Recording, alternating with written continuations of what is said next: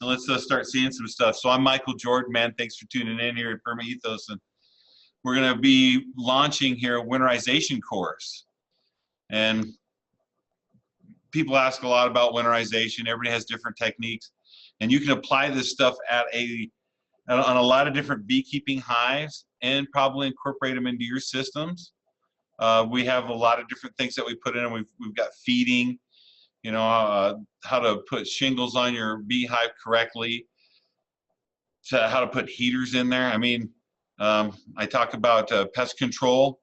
I mean, if you ever want to learn about urination and urinating on a beehive, there's a reason for it. That's how you get uric acid, and that's how you kill mites and stuff. And they've been killing mites in Turkey and India for a long time.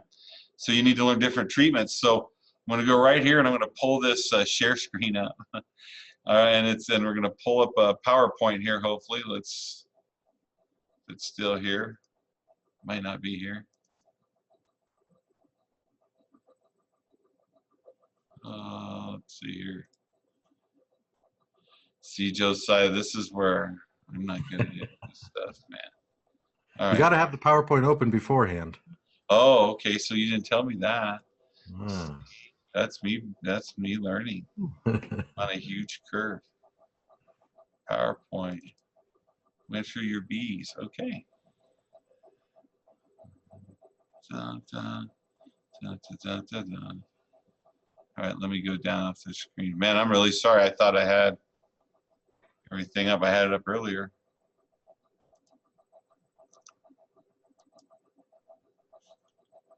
That's all right, Mike. This is why we run the cameras, and you just do the teaching. Thank God. This is why he runs the cameras and I do the teaching. Yeah, that isn't like really good for anything. Okay. And then I lost everything. Okay, so there's you again.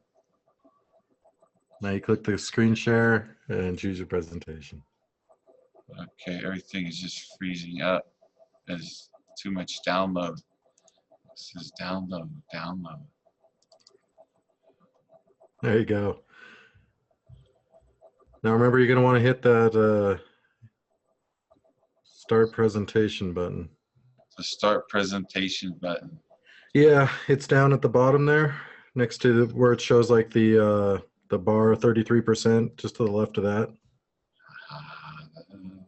Oh, now it says 16. Nope, go down. Down. Oh, there you go. That'll work. Okay. Okay. Hi, everybody.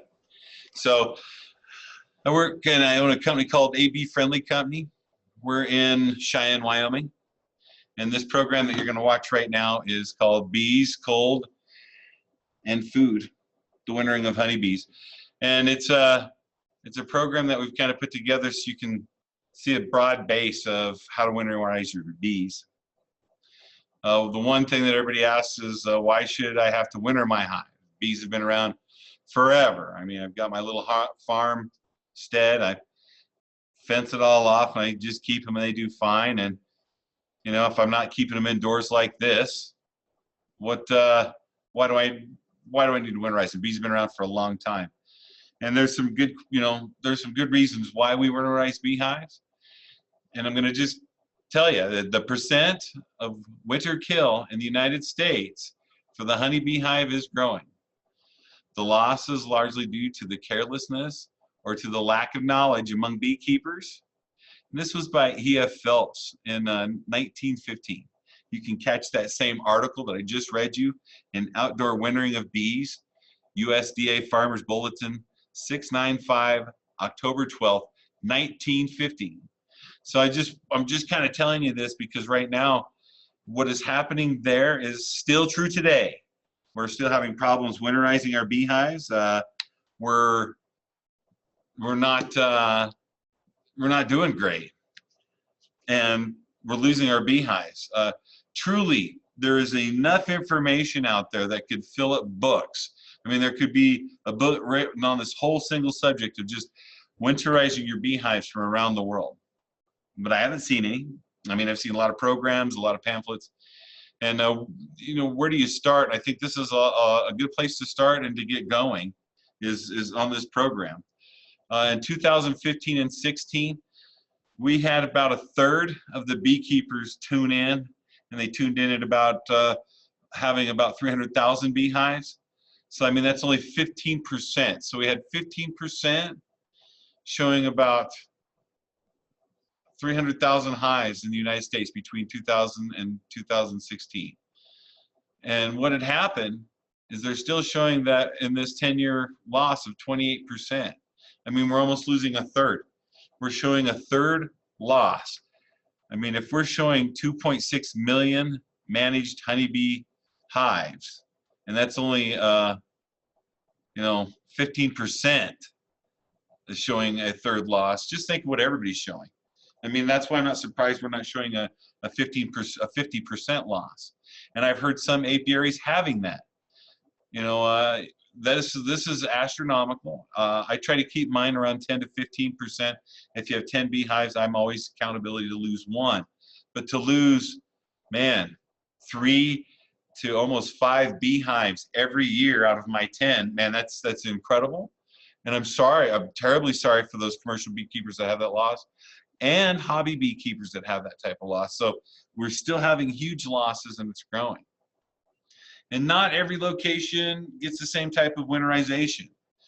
So, you know, there's certain things. I mean, if you're in Texas, I'm sure that you're not having to move your beehives out of your state to another place to keep it winterized. And I mean, that happens. And that happens even for small hobby beekeepers, because I break my beekeeping in backyard beekeeping, 5 to 20 beehives, hobby beekeeper, 25 to 250, right? So I mean, if you have 1,000 bee or 500 beehives or more, you're a commercial beekeeper. But I mean, for somebody that's a hobby beekeeper, they're still moving their beehives to maybe locations for the winter. So not every location is the same location. So I want to keep that clear, that we're going to have to do it. You know, you're going to take this program by what you do. Some places changes are needed. And I'm talking about, like in Texas, you might get rain with some wind, but I doubt you're going to have heavy mounds of snow where the temperatures are going to be below 0. Or you might be in locations where our winter is all rain and all wind, huge tropical. So you might have to build protection over the top of it, and maybe build levee work and flotation devices for those types of beehives. So winterization could be different for your location, from wind, rain, or just maybe even no food supply because it's just desolate at the time and we don't have it. Think about winterizing your beehives from the equator out, because when we're thinking of it that way, the bees were created on the Mediterranean belt, and everything away from that is less food and more work. So I just want to think, if you're in Alaska, you're probably getting bees every year or ordering them in, or you're burying them. I've seen big tunnels made, and I've seen people bury them in the ground, covering with tarps, and then unbury them again so they can be unwinterized. But most of them are trucked out. So you might have to truck them and move them. So winterization, to keep your bees alive, may consist of a lot of things. The first thing we want to talk about is downsizing your space. And the reason we want to talk about downsizing your space is it talks about a lot of warmth. What does that mean, downsize my space? Michael Bush, massively respect the man, a genius in our field, has written many articles on it. And having the ideal amount of space is a tricky thing to manage, but it makes the difference between prosperity and poverty for a honeybee. And that's a direct quote from Michael Bush, the practical beekeeper. And when we talk about downsizing, if there's not enough bees to warm that area, they have to be moved out. It's just how it is. So you have to think about that. Remove frames, boxes, and all the pests. Take off all the honey boxes and queen excluders. Of course, you should have already done what we call your last at the end of your honey flow and extraction, right? So you want to take all the honey boxes and queen excluders off. And if you don't take the queen excluders off and you're like, man, we're going to leave a honey box, take the queen excluder out, leave the honey box. It's okay. Hopefully you have enough bees to keep that extra honey box warm, because, you know, that's a whole nother layer of compartment. But if you leave the queen excluder in, the queen can't migrate up with the colony. So then she's stuck in the bottom and freezes and doesn't get to eat because they get to go through the queen excluder. So you have to remove that. So if you're removing all that stuff, you're going to do your pest inspection, right? You're going to take away any combs that aren't occupied, you know, that do not have colonies of bees on them, that do not have food cluster, pollination, anything. You know, if they're empty frames, you can just go and take those out and move those out. And people are like, well, they'll build bird comb. Not in the wintertime. They're not building anything in the wintertime. So you can move that stuff out, and that's part of the management. If we can move those things out, we can downsize those bee colonies to stay warm. This makes it so that way we can even track and see the wax moth, hive beetle, and any type of larva that's growing in there because we're eliminating places where they can hide. We're putting bees where they can control the area. That's the one thing that we're doing is controlling. And I think that's a great thing that Michael Bush stated is that they're going to be profitable and prosperous if they can control their area, small entrance ways, right? So, I mean, those are great things to do. And then we're going to go ahead and remove the pests out. So as we're doing this, this is where we're going to make the hive not only smaller, but we're going to remove anything that we feel can contaminate the beehive. So that comes with a lot of things with pest control. And so with pest control and all that, I'm just going to say, let's start out with the ground out. And we're going to move from the ground out. In the winter, you might have to reset up your whole apiary all over again to make them very happy girls.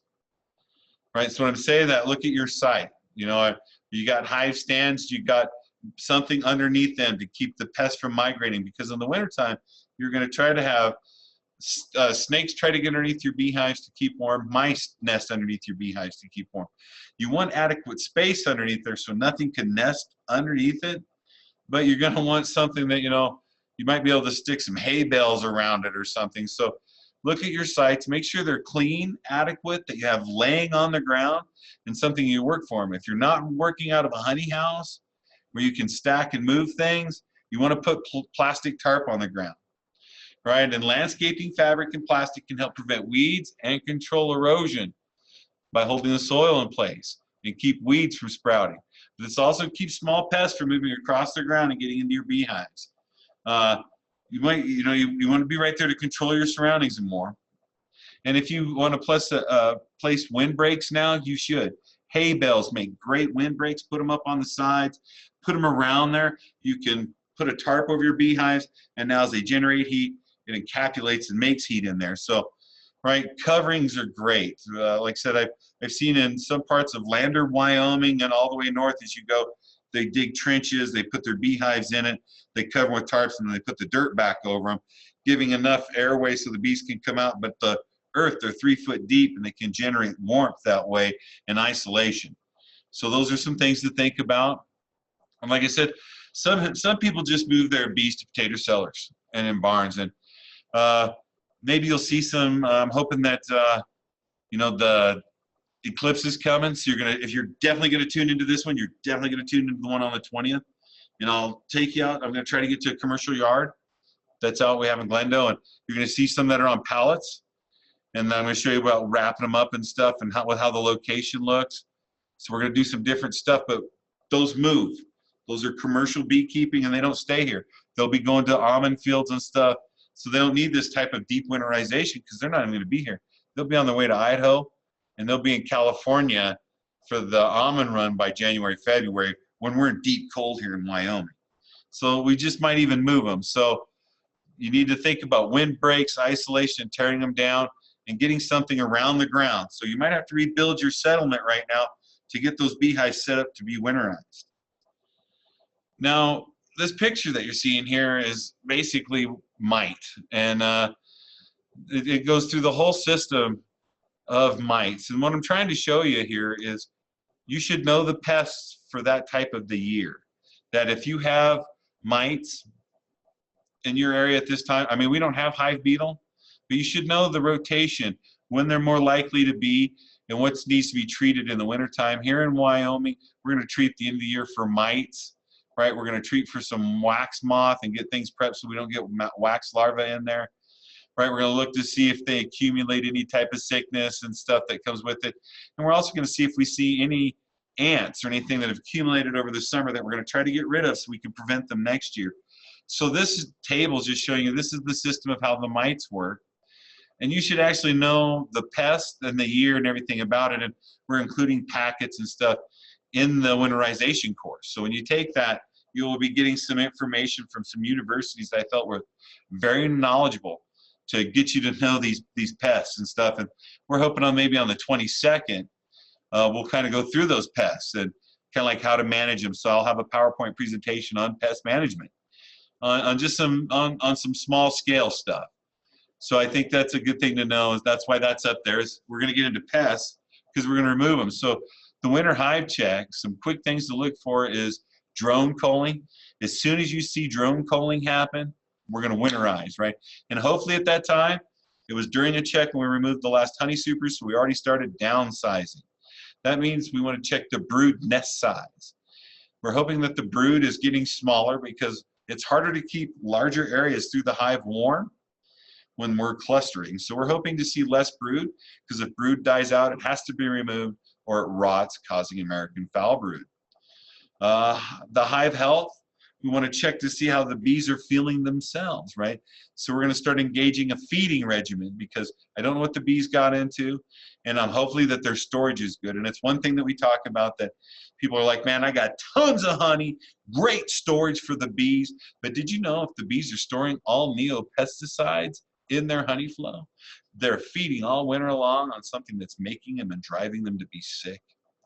And then if you're feeding them a corn sugar alongside that, they're not getting all the nutrients they need. So when they come out in spring, they're already docile and sick. And it's not your fault. It's not anybody's fault. It's just kind of what happens and what kind of fields they get into. But if you have, I mean, it takes like an acre. So it's almost like a football field of flour for a year. I mean, you have to have this football field to produce flour for a season to feed basically 2 to 3 beehives. And if you're not producing that in a 2-mile radius, you're gonna have to feed your bees. And it's just how it works. And you don't know what's there. They might be getting down at the McDonald's where the guys are throwing the soda pop down in the trash cans. So when the bees are foraging, they're gonna go for the easiest source of sugar, and you don't know always what they're getting. So bee health, nosema, dysentery, you want to see how their health is and start feeding them something good, and we talk about that. This is also your pest check, your mice, moth, and mites. We want to make sure the mice aren't coming in. Some people are putting mice guards on the front of their hives. Elevating them, getting them off the ground, getting any types of feed, comb, anything away from the beehives. Checking your comb to see if there's any larvae or how the wood looks. For moth, you might have to replace it before winter happens, before all that stuff hibernates with your bees. And mites, the biggest check is trachea and varroa destructors. So you want to go through and you might have to take some bees out and grind them up and just do a quick check to see if you have tracheal mite. Doing these occasionally helps preventative, and we want preventative, so we don't have to do mass treatment. We try to avoid treatment. When we're talking about preventative, we're going to talk about rhubarb leaves, oleic acid. Stinging nettle, folic acid.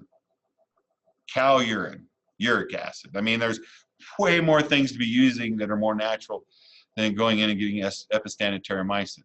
But if you have a huge outbreak and you're noticing that, and you want to control your population, and you're being monitored by state regulations and bee clubs, and you're joining these, you might have to do those things to control your operation. So you need to do a pest check. Okay, winter treatments. Now that we've seen, if we have seen any problems during your hive check, address them right there and then. Right? We want to use preventative measures because we don't want to get right in there. Like I said, rhubarb leaves, you know, as soon as they start dying off, basically that's the time to start treatment. When the rhubarb leaves start coming out, that's basically time for a treatment. So watch either nature's producing these products. When you see stinging nettle, it's probably time for a treatment. So I mean, those are things to think about when you see Mother Nature telling us how to look at our hives. So natural treatments are going to be abundant and happening. And if you want to learn about the only thing I brought up the uric acid was a gentleman asked me about that, and it's true that you do pull the frames, brush the bees off, urinate on the frames. put the things back in there, the bees clean off the minerals and the salt from the urine, as well as the uric acid starts fighting off mites. So there's why you have it, and there's how you know. Beekeeping. So we've just talked about rearranging your whole setup. You're all ready to go, and you've got all your bees checked, and you're getting ready to close up your hive, right? We want to start initializing feeding, and there's liquid feed, fondant feed, and storage.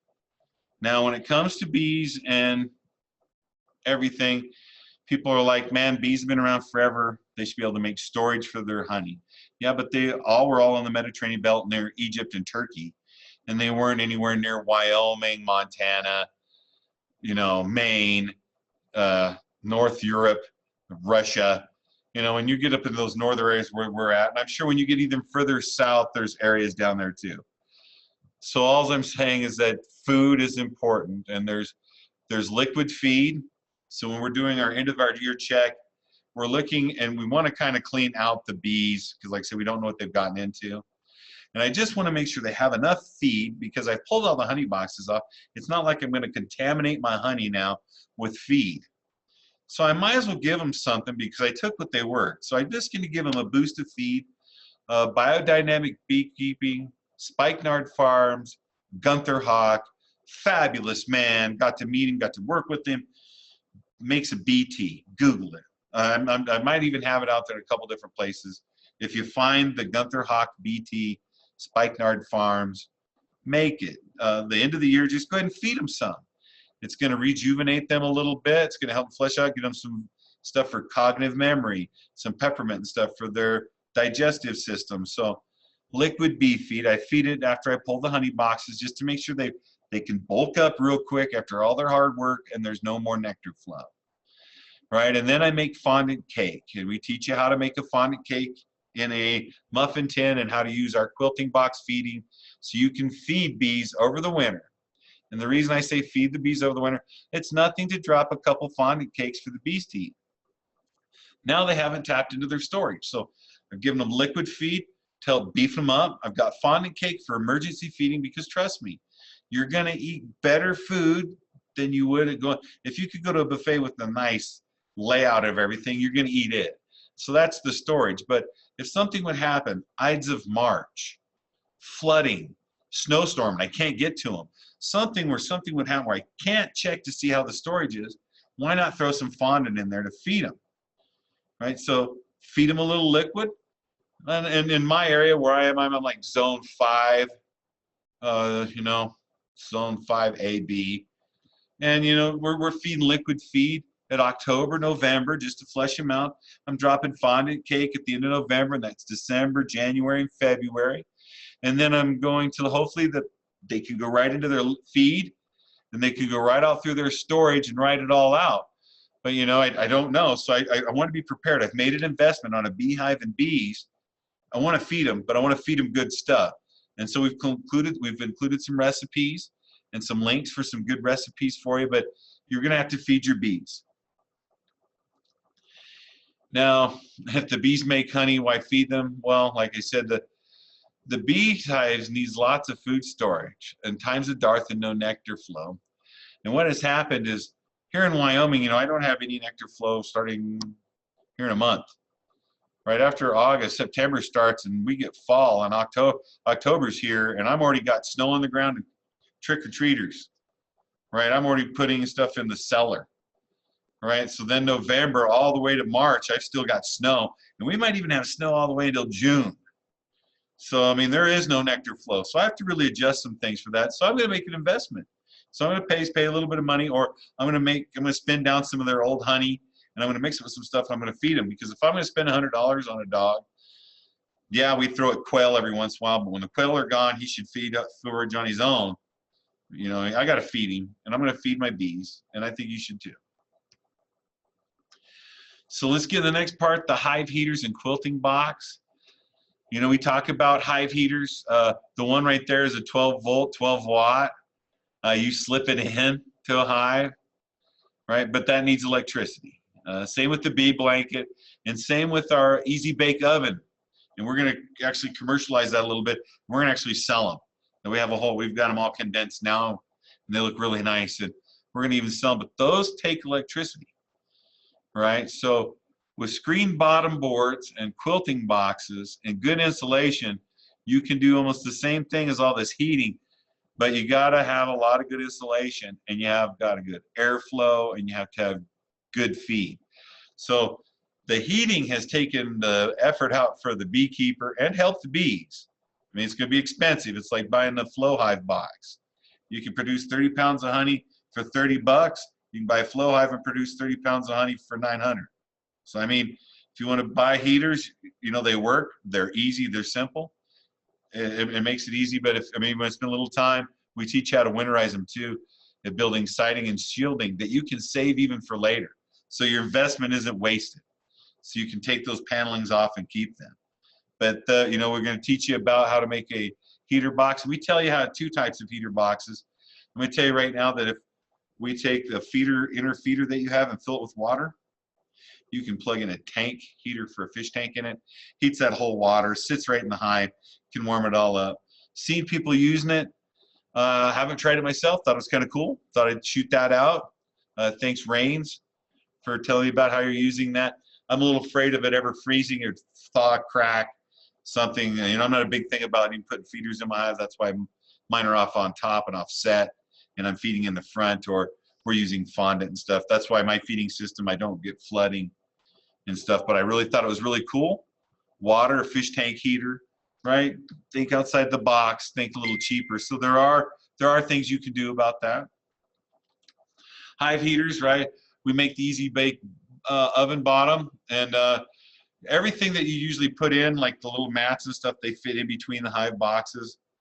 But if you want to keep the hive warm, and you want to keep it between 40 and 50. And the reason I say 40 and 50 is when it's outside at 45 degrees, you see the bees working. At 30 degrees, the bees are inside clustering, and anything below that, they stay in the whole time.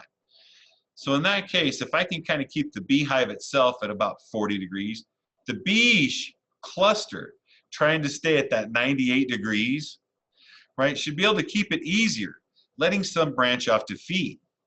Now, keeping it under 50, that means the bees don't have to work as hard, but that doesn't mean they're not going to break nest and eat all the food in the hive.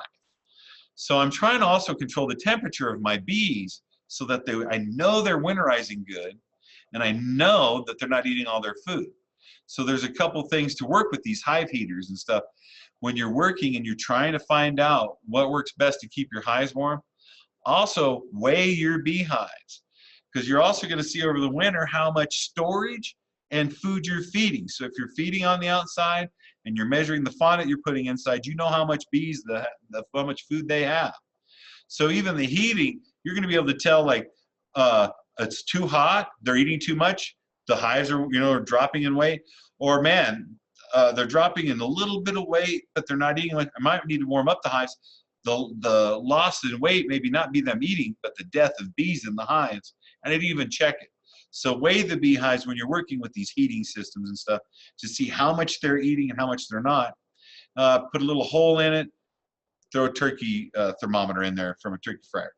They go really high temperatures, but they get in the core, just a little hole, right? Thermal guns, people are getting really high tech with their cameras and thermal monitors on them.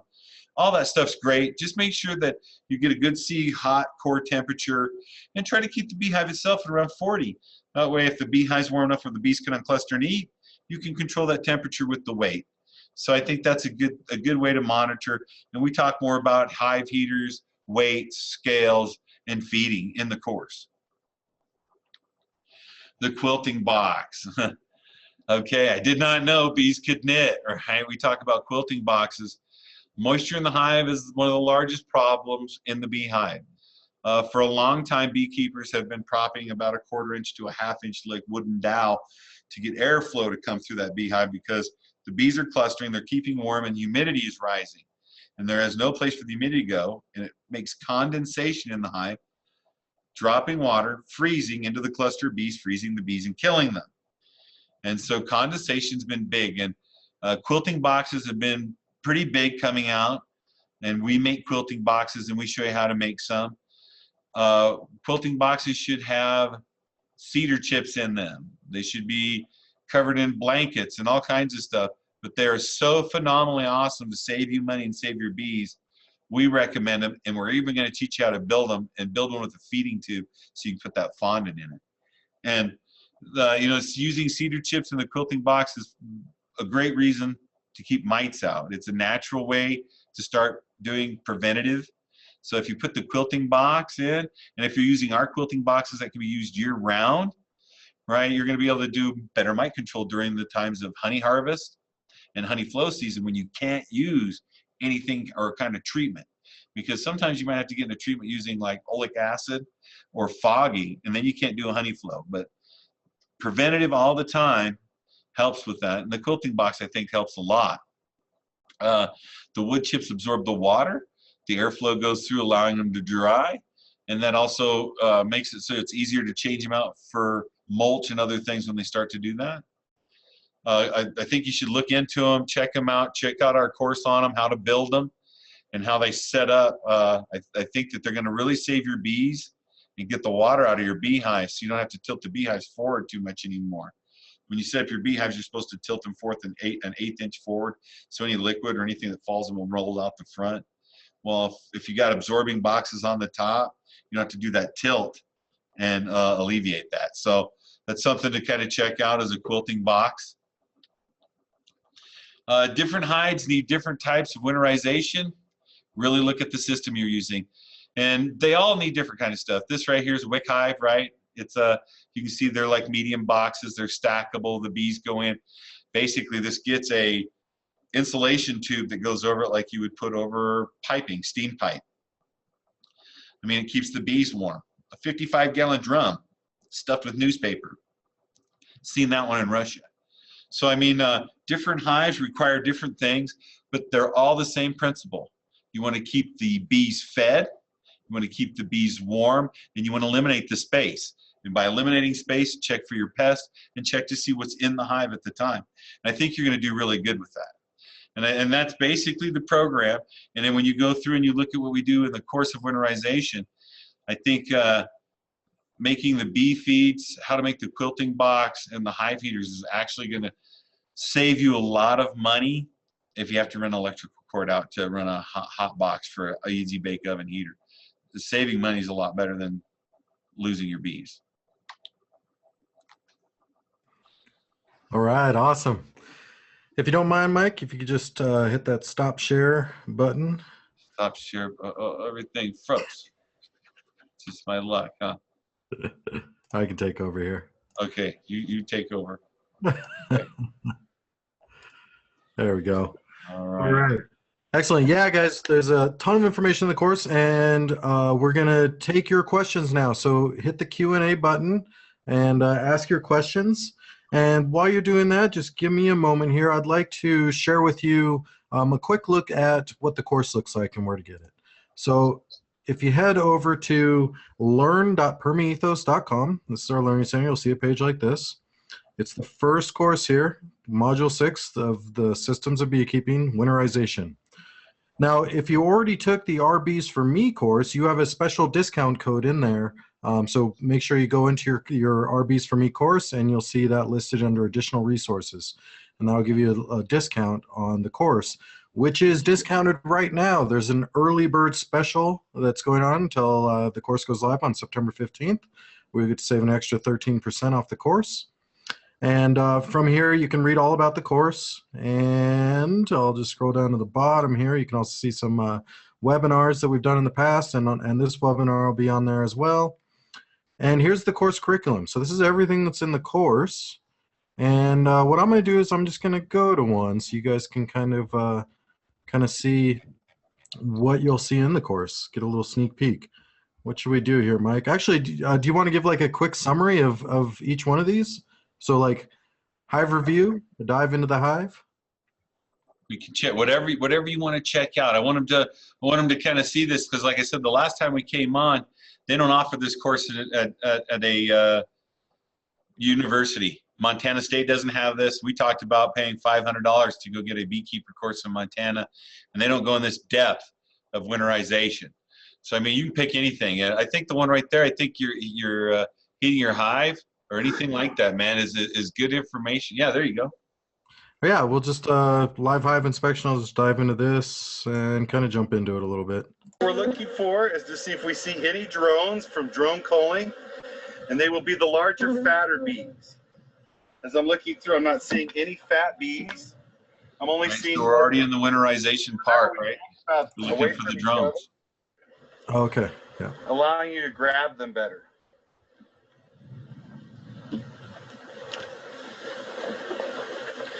Now, as the bees get aggressive, you just go ahead and give them a little smoke.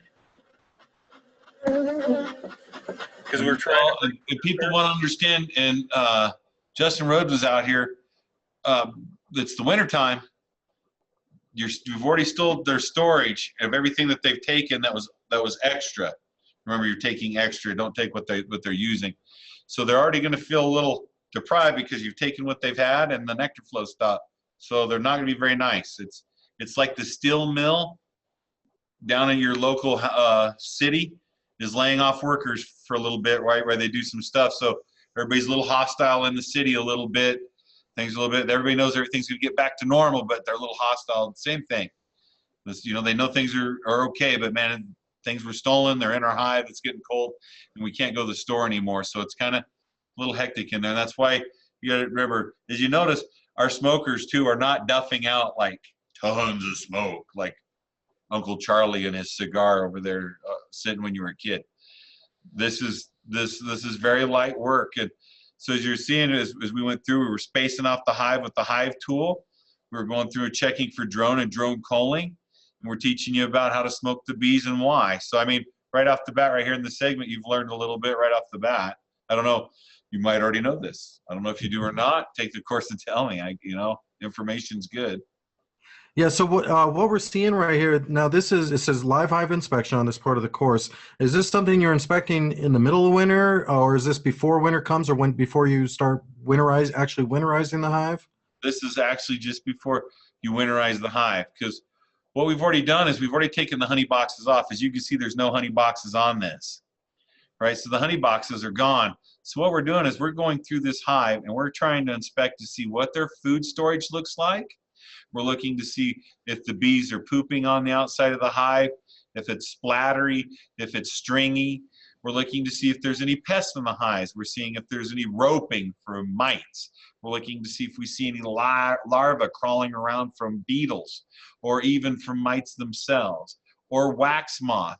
I'm looking to see if any of the uncapped brood is still inside the cells and rotting. Right, as you can see there, right where you're looking right there, we're checking to see that there's no brood. Right, we're showing that there is no brood in here. It's all hatched. Right, that means that there's not going to have anything that they're going to have to keep warm, that they're going to be able to cluster better and not have to separate, or if they have to cluster, that the brood won't die, causing rot. So, I mean, those are, as you're going through this live inspection, see, we sat down in the course and we took a beehive apart and we showed you everything in the beehive. And then we sat down and we told you what we're going to do in the beehive. And then we went out and did it in the beehive and showed you how to do it. And then basically how this winterization course goes is we're going to give you some flyers, some information, some pamphlets, some reading knowledge, because for you to do this, you're going to have to read about pests. Right? If you've never done pest management, if you've never sat down and taken a toothpick and rubbed it around the cell, right, to see if it starts roping, you're not doing a pest check. If you've never taken powdered sugar and dumped it on top of a hive and come out and check the screen board to see if mites are dropping, or put in some oil and stuff and check to see, I mean, if you're not doing these checks, you're not checking. And if you've never seen anybody do it, it's hard to see what you're looking for unless you've sat down in a class where somebody has a picture showing exactly what you're looking for, right? So the good thing about this is eventually, when we go to do the pest management part, where you're going to see everything about pests, you're going to be able to take the book that's enclosed, see it, read it, watch it, go apply it. And that's kind of what we're showing you right here, is you're seeing us and you're watching us apply it. So we're hoping that if you were like in one of my classrooms, we teach EDGE, which is we educate you. So we sat down, read the book, go through stuff, just like we're doing here. We're going to go through the stuff. And then we were going to demonstrate it to you. And that's what you're kind of seeing in these videos, is You actually see me demonstrate. I'm looking for it. I'm trying to point it out to you if I see it.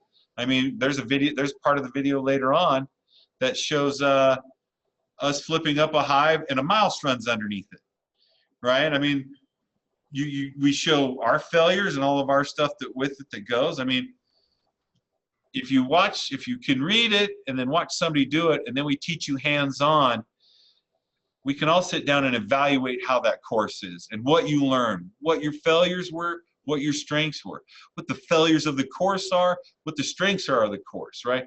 And then we're going to make that all weed down to a spiral and center that so it's perfect for you, because everybody has their own learning capability. Sometimes I don't read.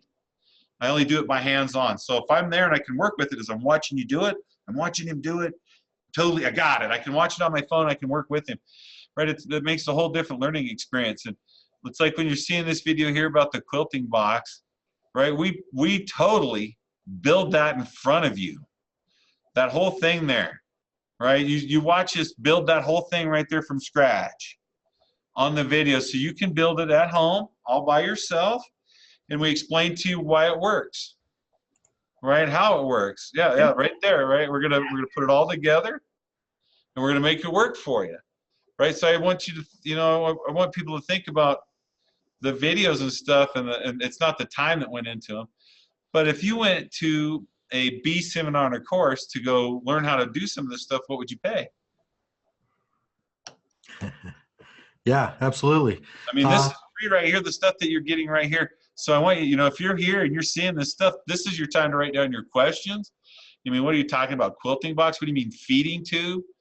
You know, what do you mean pest control? Here's a good opportunity, because this is free for you to see. But like I said, the last stuff you're probably going to ask is probably in the course, because I've had, you know, we sat down with other beekeepers. We sat down, we asked what kind of questions they have, why we developed the things that we do for it. It's a whole different thing than sitting down and reading a book about good winterization is to make sure the bees stay warm in these temperatures. And if you're taking the course, there's actual live Q&A sessions with Mike. We've got them scheduled after each session. So here's a live Q&A. You click that, you get the link, you join the live discussion with Mike. This is 5 times in this course, and this isn't just where the course is going to stop with what's in here. It's going to be continuously added on to. We've got additional video we're working on editing and adding in now. There's already a ton of content in there. So I'm really excited for that. And I wanted to show you where the discussion's happening, where you can interact with Mike and the other students. So the course discussion is happening on Thrive Through. This is a new community network with us. And you'll see Systems of Beekeeping here as one of the clubs. Okay, and so this is all of the modules, all the students from all the different modules will be in here in this course in the club, and interacting with each other, interacting with Mike. You'll be able to talk on the forums. It's got its own forums. It's got its own calendar of all of the events, when things are happening, when Mike's going to be talking and doing live Q&A sessions. It's got link directory where links are for all the different resources, where other students are submitting their own links. Downloads, there's downloads of all kinds of documents. And Mike, do you mind talking about the book a little bit? What goes in the book? What is the book you were talking about? Well, the book, here, let me lift it. This is mine. I don't know if you can read it. It might not zoom in, but right, this is the book that I've taken and I've written. I've taken everything from when people ask me questions. I have a book. I look through and I look at my notes. I have notes on ledgers and all kinds of stuff, and I've broken this down. When I say it's we said this is a beekeeping design course, and this is the systems of beekeeping. And what it is, I'm showing you a whole bunch of systems, and you're going to put those directly into a book. And I want you to try some of the stuff in here as we go. Right now, it's all basic and broad, and this is module 6. So this is teaching how to win your hive. So there's way stuff before this that you're not going to get. You have to keep logging in to see the beginning, and you're going to start filling this book as you go. And how it started out is, if you've taken the beginning course, you got bees are bees for me. You should sit right down and you get yourself a 3-ring binder book, just like this. Let's open it right up. And what it is our bees for me, the first thing we talked about was laws. So when I open up my beekeeping book, I already got a list of my laws. It says registration and apiary inspection law book from the state of Wyoming. Right, so I've got the list of my laws. Then I turn the next thing and it talks about apiary registration and inspection. So I've got the sheets that I have to fill out to do that. And then I've got the sheet that says city, county, and local zoning ordinance, because I live in Laramie County, Cheyenne, Wyoming. And it's all based on a certain thing about zone, as well as the state, the federal, and all. So I've got the listing of everything from the federal government down to my HOA. That's all listed in the book. So my law is here in my book. Your law is not in my book. But the whole deal is when you get in there, I have my Wyoming Department of Agriculture certificate. So whenever a bee inspector would come, a fellow beekeeper, a hobbyist beekeeper, a novice just walking through and wants to know something about bees, I can always break out my book. And they say, well, how'd you get into beekeeping? I say, we start right here. You better know your law. So that's the first thing in my book, is all my laws and all my information. The second thing talks about my bee sting. And in my book, I'm talking about like my first bee sting. You should write that down. What it was like. What was the feeling like? Right? Because as you get going, you're going to look, man, oh, it was, I thought it was pretty terrible, right? I had a big bump, I've broken a rash. And, 2 years later, I've noticed I don't even notice it anymore. Or 2 years later, man, I noticed my arm all swells completely up, my hand, That means you're gaining a more allergic action. You're not going to know those things until it's too late. So if you document those things about your bee sting, your allergy, did you go to an allergist? What's my reaction to a bee sting? You're going to get even more in depth. My bee sting part even got so in depth that I'm taking a course now on bee sting therapy, and I'm learning the meridians of your body, and I'm learning how to take bees and bee venom and inject it in your body through acupuncture and using live bees. So I've even taken the bee sting part all the way through. So we talk about bee sting. That should be in your book, how it stings and affects you, because any book you read can talk about bee sting and how to take it out, how to treat it. If you're writing all that down in your book, you know how it affects you, how it affects your family, how it affects your neighborhood. You don't need to read no book, right? You don't need to list all kinds of stuff. It's in your book. The definitions, if you ever need to think about something or what people are talking about in Bee Club, it's in that glossary textbook that we printed out, right? So if we go all the way here and we're talking about Module 6, we're going to talk about when does winter start in my location. I might want to put that down on my, I usually see, we usually start winterization around here about October 16th, right? What does that look like on this chart this year, and how do I progressively put that out every year about this time we winterize, right? So when do I see drone culling? Well, I want to write that down. I'm usually seeing it this time, right? When you're filling out your log book and you're looking at these aspects, you're making your own book. It's telling you the time when you should start checking. So eventually, you go out with your book, you turn the page, it's, oh yeah, my inspection this time I did this, this, and this. And it says to look for drone culling. I look at my glossary book. Drone culling is when all the worker bees throw out the drones, that there shall be no male bees in the hive over winter because they only eat potato chips and watch TV, right? So I know that now. Now I know what I'm looking for. Oh, they're throwing them out. I'm writing that down. Same time, same year, same thing. I'm starting to develop a system of my beekeeping operation by developing my own book that I'm making my references in. It's almost like keeping a journal. It tells me how much my beehives weigh every year, how much honey I produced this year, how much honey I lost last year, how the bears attacked, how I prevented the bear attack, what I lost, what I gained. You can get a book, and you can read a book that's going to tell you information, but if it's written by a guy in Florida, it's not going to work for a guy in Alaska. And the guy's writing it in Europe, it's definitely not going to work for you over there in Brazil. Different locations, different systems, different operations. When we talk about a beekeeping book, we're building a book that you are making by giving you a whole bunch of different systems. I might give you 3 different types of queening. We might use a Miller method of queening. We might use a grafting method of queening. Or we might just do what we call forced supersedure and let the bees split themselves by swarming. Which one works? All three. But which one works for you? I don't know. You put it in your book because it's the system you're using, not me. I've used many systems and I teach many systems, but I want you to be the best beekeeper you can be. And I want you to learn the system that works for you, because if it's too hard, you're not going to do it. So I want you to put something in your book that makes you want to use it. That when you go out, you and your kids or you and your buddy are drinking beer, man, we're going to go check the bees. Oh, shit, yeah. Right? We grab our horn of mead. We're drinking our mead. We go out. We get suited up. What are we doing? Oh, well, man, this time. It says right here, dude, we're supposed to go ahead and start putting these panels on. All right, so we start screwing the panels on. If you start developing that type of book, eventually you could be 80 years old and not be able to put the panels on. You can say, it's on the book. It's on 52 winterization. You'll be able to show them.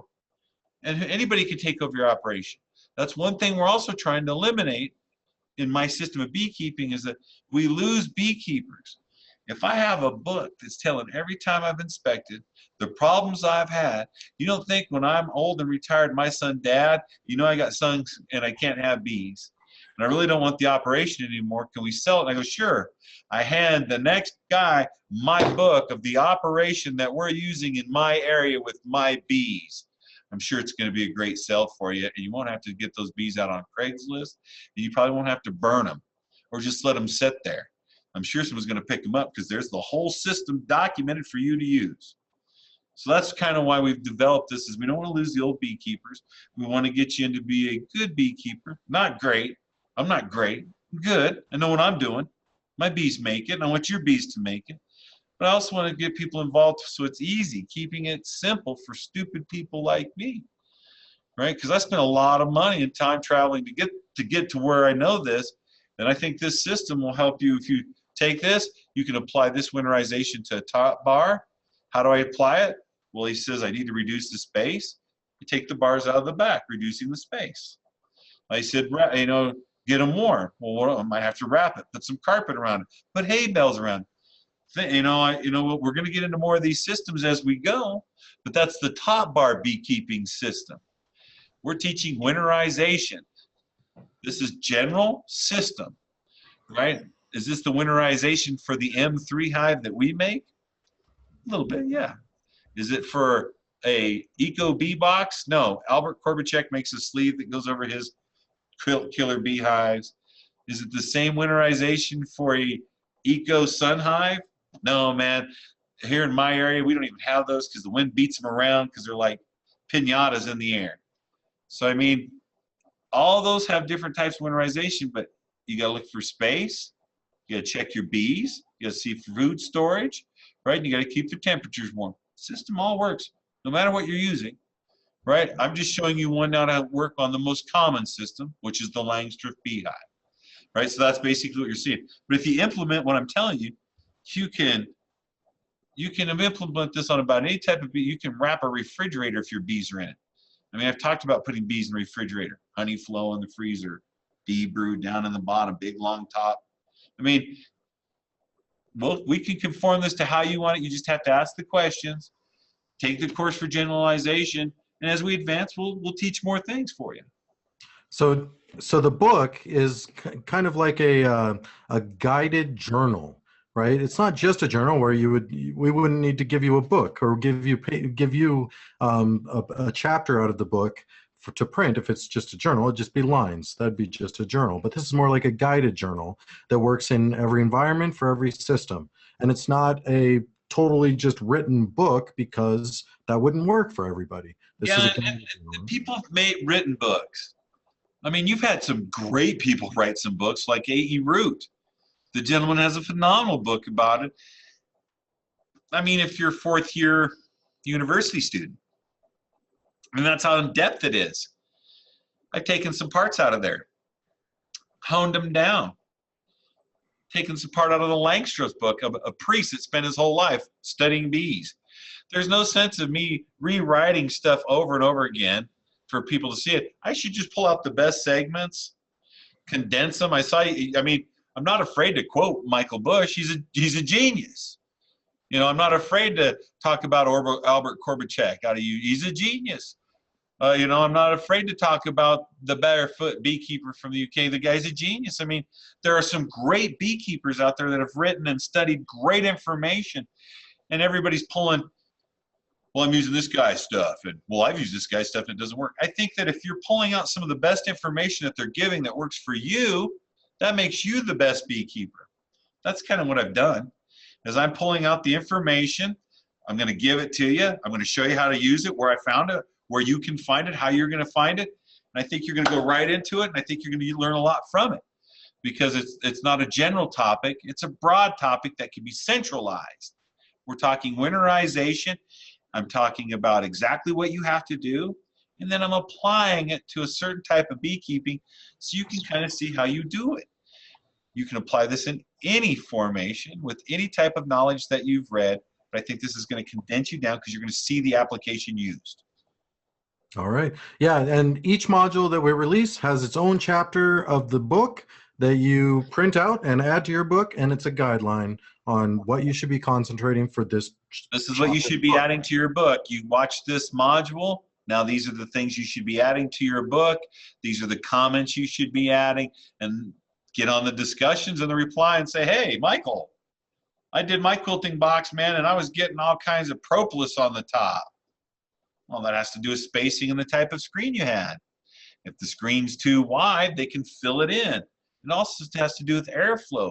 They may be blocking direct airflow to condense it to let the air go out. Bees work.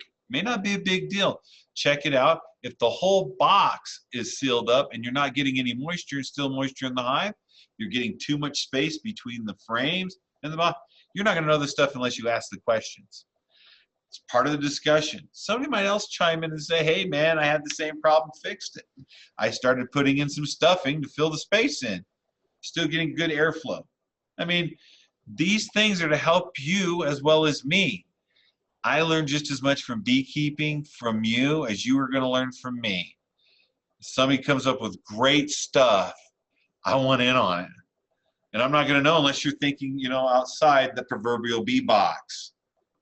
I mean, those are just how it works, is you get somebody in there that's never been a beekeeper and sees things and goes, well, isn't it just way simpler to do this? And, well, in 1848, man, they didn't have that. So, yeah, that sounds way simpler. I mean, it's just how those things work. All right. See here, we got a question from, this is a question, you actually answered it, but I thought it'd be good to bring up again, from Ben Falk. Ben asks, why feed bees? Won't this just help breed less resilient bees, same as treatments would? We've not fed a thing or treated at all, and the bees keep getting smaller and seemingly more robust each year. Well, that's the, you know, and I commented him. I told him, I said, man, I'm glad the bees are getting smaller. But you got to know who you're talking to. You're talking to Ben. The guy is a horticulturist. He has food for days. I'm sure his bees have food for days too. The guy that lives in New York that has them on the patio doesn't have food for days unless he's by Central Park. I mean, that's, you're going to have to supplement. Here in my area, man, I have some of the world's best clover, and we have people register from all over the United States to put their bees here for the clover flow towards the end of the year and register to have them here because it's so good. So competition's huge on getting the best flow of nectar, right? Nectar is what feeds the bees, and if they're not making nectar to feed them in, you're not going to get it. So I think those are some things to think about, that we talk about feeding, and it's not because the bees can't produce food. I don't know what they're eating, right? They could got into a neo-pesticide, because I live in Cheyenne downtown. I'm 12 blocks from the state capitol, and I'm registered to keep 50 beehives in my backyard. You're talking 500 million bees to feed, right? I got the botanical gardens around me and stuff, and they make enough for them to make it, but no extra. There would be no extra flow. So if I promote them to store good feed made from honey, thyme, echinacea, and stuff to help them with their cognitive memory, their tummies, because in my area, they're also going to be getting into the trash bin and getting Coca-Cola. They're going to be down on the gutters of the streets getting any kind of candy that's been left on the ground. every park that I know says, please keep our lids closed because bees get in it, because all the sugar and crap people throw in there, bees are going to get. So I don't know what they've stored. If you don't have an acre of food, you don't have enough food to feed your bees over a 5-month time period. Remember, I've got 5 months of Darth where I'm at. And I just told you I have one of the #1 crops of clover in the United States. So it's one of those things that if you're making an investment, you feed them. If you put them in a box, you feed them. If you're making them and you don't have to feed them, you're doing fabulous. The objects does not to feed them, but I've made an investment. I don't lose bees from loss of food, right? Sometimes I lose my bees from casualties, hive getting tipped over, right? Wind blowing them, I don't know, 100 miles, because wind blows them at 70 to 80 miles an hour on a daily basis. So it's not the loss of food. But when you're thinking about, I caught a swarm of bees and they're sick, I might want to feed them something to start flushing them out. It's getting wintertime. They don't have enough feed because we didn't have enough rain this year. So the nectar flow is low. I might have to feed my bees. So feeding your bees isn't just because you're putting them on welfare. Sometimes it's because you want to keep them the next year. Sometimes the year was bad and harsh. Sometimes the bees are sick and I'm trying to fix them by doing things. So feeding them, there's a lot of different things for them. Or it's supplemental, right? You could be leaving quite a bit of feed for them. You're still collecting some for yourself, but you're leaving some for them. And maybe it's just a long winter and it's just not enough. Sometimes it's just not enough. Like I said, my bees make it. I always open mine in the springtime, and we even harvest some of their stuff off them to promote them to want to work. But usually when I'm taking that, I'm feeding it right back to them when I do that. But it's usually just to check to make sure that they have feed over the winter. I mean, I make fondant and stuff, and sometimes there's fondant in there all winter. They don't eat it because it's much easier to nicer eat what they've made. I mean, it's better for them. That's what they want in the first place. But in a time of emergency, if you get into February, towards the end of February, beginning of March, you have huge heat in my area, and the bees are active. And they're so active, they're flying out, they're pooping, they're drinking water, and there is nothing for them to eat still. There's nothing. No, there's nothing growing. So what they're going to do, they're going to eat all their storage. And what happens? I have the Ides of March come in and the temperatures drop back to 10 degrees. And they're caught in that hive now. Now I can't open them. I can't check them. I can't help them. They're caught. And they ate all their food because we had that freak Indian summer thing. And then the Ides of March hit them and they ate all their food. Now they're caught. Right? And I'm going to have a huge die-off. And it's going to be me trying to feed those bees to regenerate them instead of those bees going out in the fields and pollinating and working. It's just me trying to get that hive going back because there just wasn't enough for them. So those are some things that, that's why we feed them, right? Like I said, if I was Ben Falk and the food that guy produces, I'm sure I wouldn't have, and I don't know if he's running 50 beehives or not. If he's, he might be running, I don't know, 100, 300, I don't know. I've never been to Ben Falk's place. I don't know how many he's running and what kind of nectar flow he has. He might have tremendous nectar flow. I don't even know what's around him. So, I mean, it could be huge. All right. Next question is from Mark Harris. It says, Michael, I met you and attended your presentation at Permaculture Voices in Temecula, sorry. I won a bottle of your mead. Will you be teaching mead making classes as well? Will we be teaching mead making classes?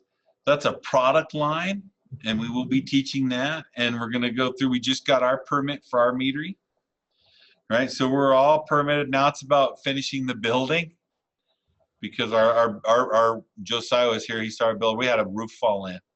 So we have to rebuild the whole building, but we're all permitted. So we're going to probably teach you about what it takes to go through the BBT licensing. We're going to probably tell you what it's going to take to go through our state, your country, your province, all going to be different. We're going to talk about what it takes to be licensing, about size restrictions, about what you want to produce for a product, and brew some stuff. I mean, I already have a YouTube channel called 52 Meads in a Year. You're more than welcome to watch and see how we make meads on the cheap so you can have mead. But to teach a course on doing mead, man, I teach courses that are pretty extravagant on that. And to do it here for Perma Ethos, I think it's more of how to take it into the business aspect than more than just sitting down and teach you how to brew. I think we're going to teach you about the product, right? How to market it, the labeling, the bottles, how to get your licensing, how the process goes to make it and stuff like that. I think that's more of what you want if you're going to pay for courses, is to take, anybody can make mead, man. I'm making it. So, I mean, it can't be that hard. But to get it out of, the proper way of making it and getting it out of the market is a whole different thing. So we might do something on that end. Because it's taken me a lot to do that. Because, man, I make great mead, but it's taken me a lot to get it out on the market. Marketing and getting people to buy it is a whole different thing. And I'm different, right? I'm not selling honey in a farmer's market. I think at a whole different level, right? I've already got contracts to sell mead at restaurants, right? As well as fairs, as well as festivals, right? So I'm already getting contracts to sell it in a larger bulk than worrying about putting it out there to see if people want to buy it from me. I already want to sell it in big bulk. It's like my honey. I don't go to farmers markets and try to push it.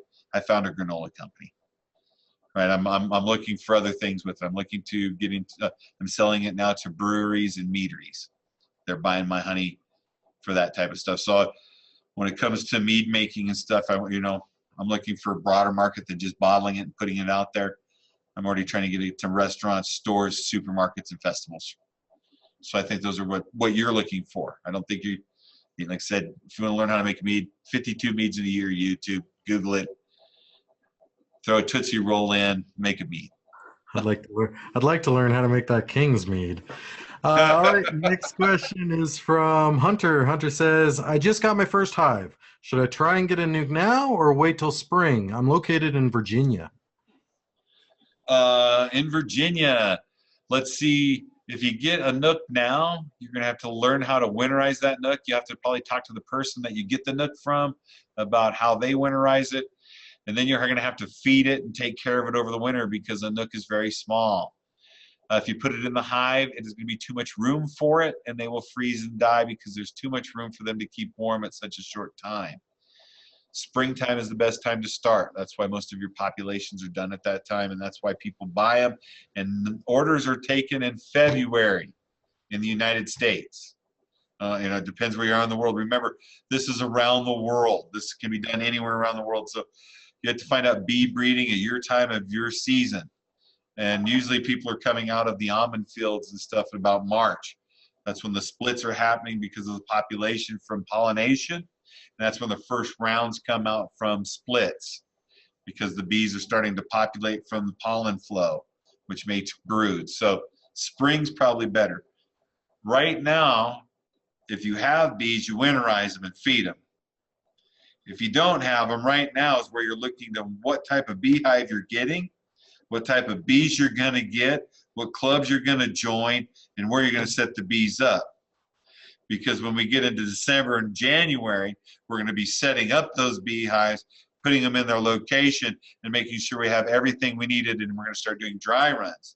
Because remember, I told you in February we're ordering those bees. We already want to have everything set up. Because in February we order our bees, in March and April they come. So we already want them all ready to go. And then we're going to dump them in. That's part of the systems of beekeeping. And here in December, I think we're releasing the next module after this, which is getting started with bees, so that you have all this information and you're ready to go starting in spring. And if you join the winterization course, more than likely we're going to put in a discount for that course, the next module when it comes out. Yeah. All right. They're all systems that are going to help you get through it. And that's, if you want to start, just start getting involved right now. And I would get into a beekeeping mentorship, start learning a little bit about the beekeeping in your area, and then get your bees ready for spring. Next question from Jacob. Jacob says, will uric acid kill eggs, grub, or brood? Does the comb have to be empty to use this technique? No, actually the comb should be capped. You're only going to use urination or uric acid. Best uric acid comes from cattle. That's the one that I saw most of it used in India. Because remember, I don't think you want to be squatting or peeing with live bees. It's not going to be great. If you collect urine, most people are doing cattle, but you can collect your own if you want to, and you're going to use a misting agent. You can use a sprayer or those hand pump sprayer units like you use to spray car washes and stuff. soap, but you can use one of those. What you do is you're going to pull out frames of brood, brush the bees off, and you're spraying the brood that's capped with the uric acid, penetrates lightly, killing mites and kills anything that's covering over them. So as everything covers over them and walks over them, it's supposed to be burning the mites with the uric acid. Haven't seen any mites after they've done it. I haven't done it myself in any of my beehives, but I have seen the uric acid done from cattle harvesting, and they were spraying it with misters on cap brood for mite prevention. Does it just make it an inhospitable place for the mites, or does it like kill the eggs of the mites? I think it makes it so it's not only unhospitable, I think it burns, and it might burn any eggs and stuff that are in those cap cells.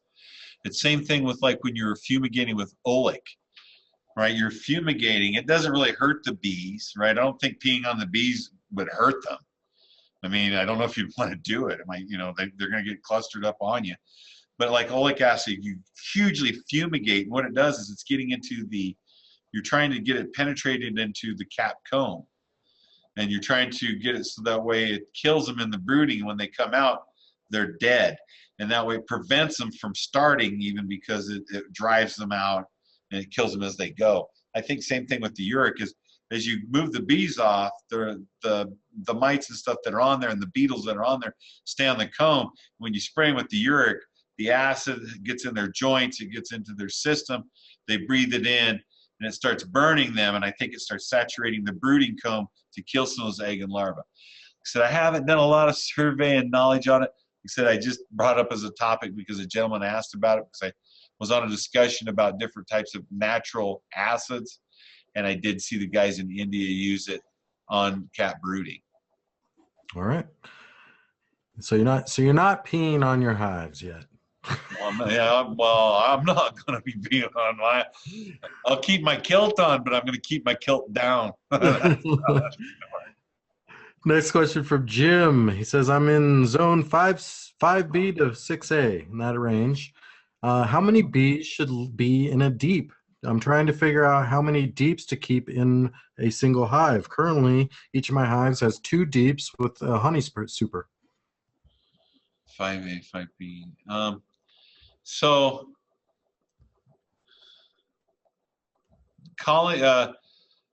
man, there's so much about that, and it's so hard to get people to see so many different points. You should have weighed your beehive at the beginning of the year, and you weigh your beehive at the end of the year. And you should see growth, and that weight should tell you population, because we know that for every 3 pounds of bees, we have 10,000, right? And we also know that for every frame of honey in a medium box, we're roughly getting 3.5 pounds. The outer layer is what we call the feeding supply on a frame, and then whole frames. So when you weigh your beehive, you're looking at colony size, food storage compared to that weight. So without weighing them and watching that growth, it's hard to say how much feed do you need. I would say 80 pounds, man. If your beehive's not weighing a minimum of 80 pounds, you're screwed. When it comes to how much feed, you know, man, you're talking apples and oranges. How many bees should be in a deep? You have to. Are you weighing them? I think an average beehive, 2 deeps, man, should weigh 120 pounds. There you go. So weigh your beehive. If you're going into winter and you're picking up that beehive and it weighs about 120 pounds, probably wouldn't need a lot of feed. And that's a good heavy deep. You know, to count the bees, I don't know. You know, I'm looking at about 80 pounds of bees in there to keep them going. You have currently a hive with 2 deeps and a honey super. If your honey super is full and you've got good deep, I mean, lots of brood. I mean, the center of that hive should be the size of like a small beach ball, a volleyball. That's what it should look like. It should look like a volleyball in the center of that hive, right, in one brood box, because it should be starting to dip in the next brood box. That's a full hive. That's warm. You're going to be able to lose bees out of that and fall to the bottom from starvation and freezing and still have a huge colony cluster to make it for the year. With that, hopefully the outer frames in that ball are all honey, right? They should be honey and stuff. So how many bees should be in a deep, man? Should weigh your beehive, see if it weighs, it should be weighing at least 120 pounds, right? If you have a 120-pound beehive, man, you probably won't even have to feed it with double deeps. All right. I'm running a whole different system myself, right? I'm running, we've gone to an M3 system, and they're medium boxes. I'm not running any deeps at all, because 2 mediums make a deep. I know I'm already going to get the questions. What's a deep and what's a super? A super is what they call the box that houses the hive. A deep super is one that's has basic line 9 3/4 inch deep, and a medium super is one that's about 6. It's about 3 inches shorter than that. And then you have what they call littles, and they're really small, and they're about 4 inches big. And those are made to stack for honey boxes, and you stack them. Those are for different sizes. Remember I said controlling the size of the hive, better productivity. So by controlling the size of the hive with these different things, they produce more. So a super is the box the frames fit in.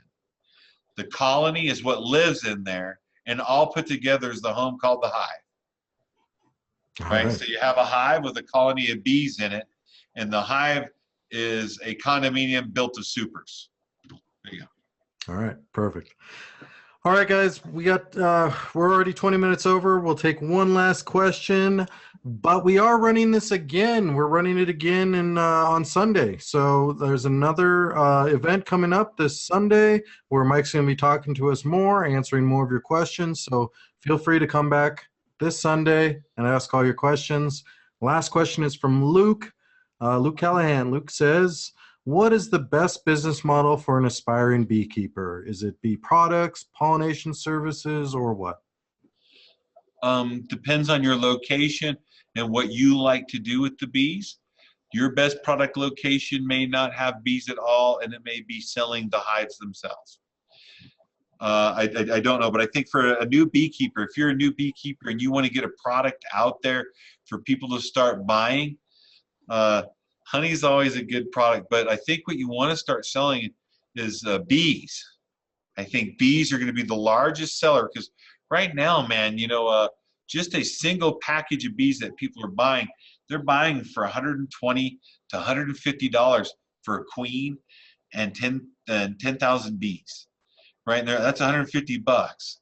A beehive could probably produce 2 of those, so that's $300.